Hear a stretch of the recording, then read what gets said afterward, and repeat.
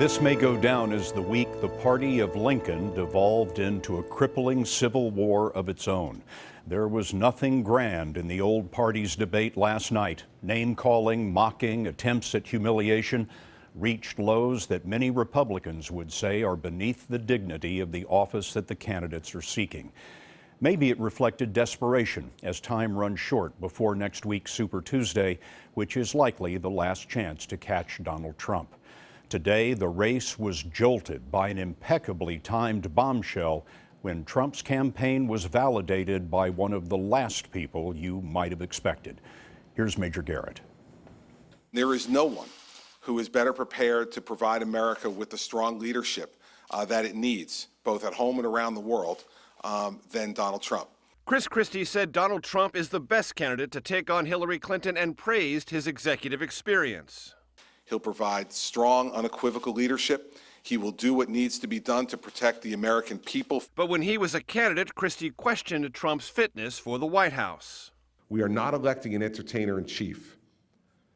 Showmanship is fun, but it's not the kind of leadership that will truly change America.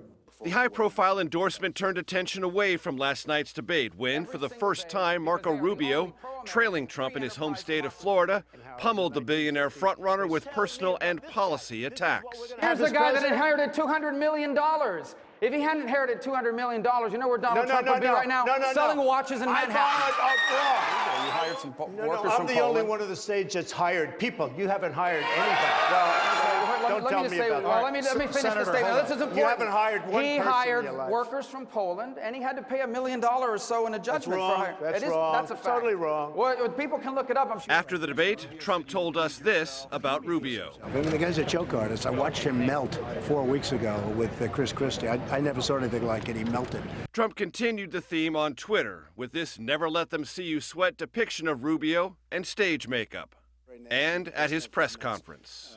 But I saw him backstage, and he was putting it on with a trowel. On CBS This Morning, Rubio trotted out his own new attack line. Donald Trump is a con artist. A con artist is about to take over the Republican Party, but not a con artist like Donald Trump. At a rally in Dallas, Rubio turned up the heat even more. He mocked Trump's tweets by noting Trump's early morning misspellings. Leet weight chalker Marco Rubio looks like a little boy on stage, not presidential material. He meant to say lightweight, but he spelled it Leight, so he got that wrong.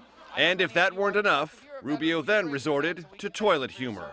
Then he asked for a full-length mirror. I don't know why, because the podium goes up to here, but he wanted a full-length mirror. Maybe to make sure his pants weren't wet. I don't know. At his own rally in neighboring Fort Worth, Trump hit back, imitating Rubio's 2013 State of the Union response when he interrupted his speech to take a drink of water. It's Rubio! The attacks have led many in the Republican establishment to throw up their hands in dismay, as former candidate Lindsey Graham did last night. My party is going bat crazy. Late today, Maine's Republican Governor Paul LePage endorsed Trump, arguing he could be one of America's great presidents if he put together a good team. Scott, Trump left open, putting Christie on that team either as a running mate or a cabinet member. Major Garrett, thanks.